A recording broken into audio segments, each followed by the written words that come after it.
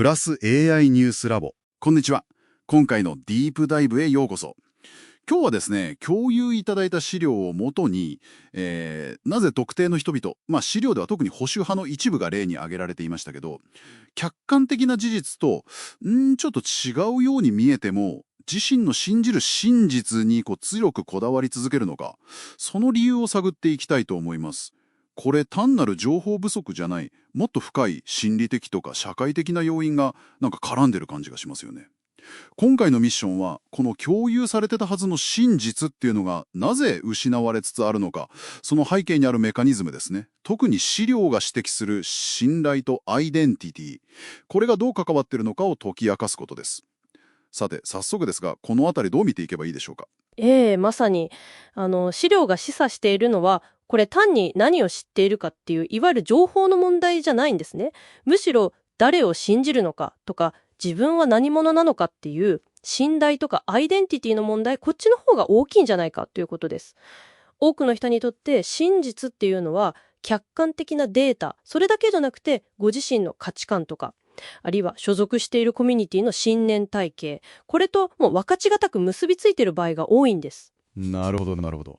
ということは、例えばあるリーダーの発言が、客観的な事実とは、異なっていたとしてもですね、それを支持する人たちにとっては、私たちの価値観とか気持ちを代弁してくれてるんだと、そう感じられれば、それがもう彼らにとっての真実として受け入れられてしまうと。そういうことですか。資料にあった具体的な発言例なんかを思い出すと、まさに事実性よりも共感みたいなものが優先されているように見えました。おっしゃる通りです。そこには非常に強い感情的な結びつきが存在するわけですね。さらに資料が繰り返し指摘していたのが、我々対彼らっていうこの対立の構図です。これがグループ内の結束を一層強固にしてしまう。で、そうなると自分たちのグループの外からの情報、特に主流メディアとか専門家の意見とかはですね、もう最初から敵側のプロパガンダだとか、何か意図を持った攻撃だみたいに見なされがちになってしまうんですね。その敵視が結果的に信頼できる情報源そのものをどんどん狭めていってしまうわけですね。資料の中では特定のニュースチャンネル、例えば FOX ニュースのようなところがもう長年にわたって他のメディアをずっと批判し続けてきたと。その結果として多くの視聴者がもう他の情報源に対しては最初から疑いの目を持って接するようになってしまったというような分析もありましたね。これはかなり根深い問題だなと感じます。そうなんです。情報にアクセスするそのもっと手前の段階でもう信頼のフィルターがかかってしまっている状態と言えますね。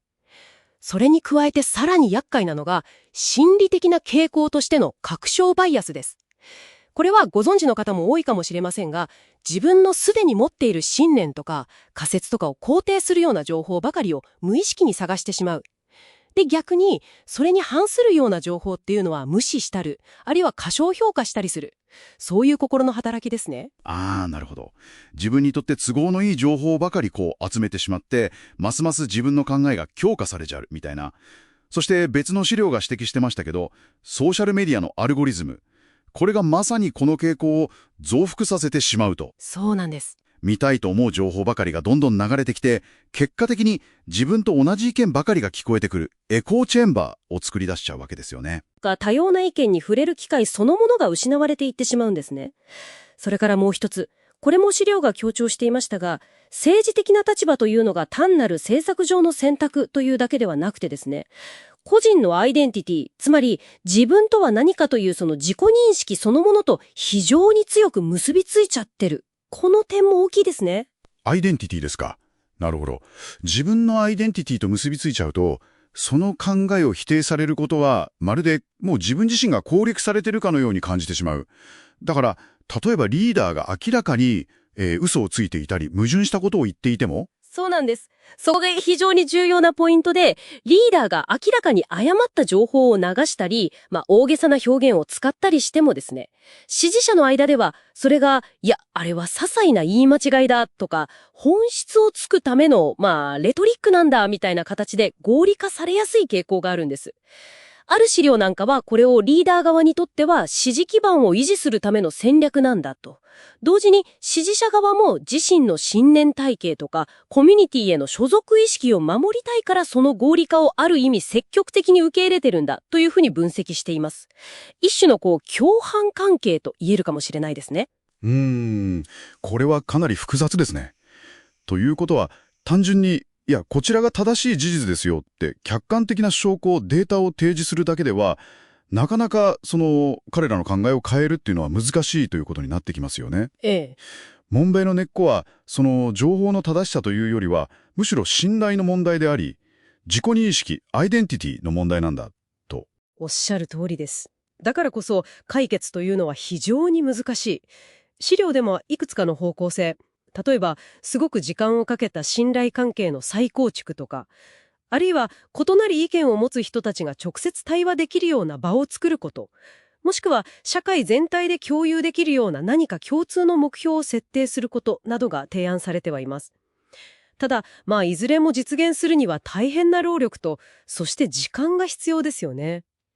長期戦どころか、一部の専門家の中には、この深い分断を本当に乗り越えるには、もう世代交代レベルの大きな変化が必要なんじゃないかと、そこまで考えている人もいるようです。なるほど。